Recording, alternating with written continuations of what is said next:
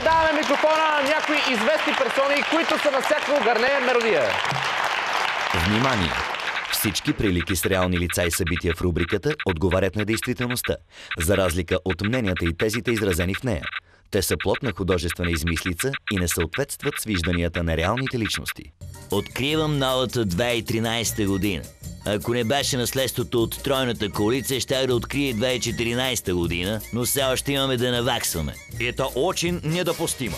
Я не съгласен с промени в календар. Я желал 2012-та продължит. След като храносмиляхме хамбургерите с късмети и постреляхме малко с личните си автоматични оръжия в небето, ние, американците, сме готови за 2013, в която да спечелим войната с тероризма и да унищожим всичкия холестерол.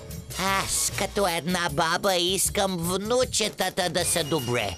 Това малкото да спре да се снима голо наляво надясно.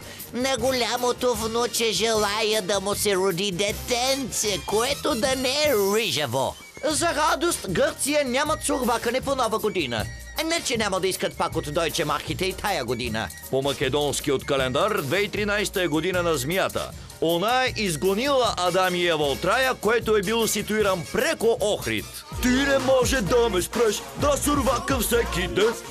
Опа, Кимче стайл! Честита нова година! Само да припомня, че не съм кукер, а просто така си изглежда.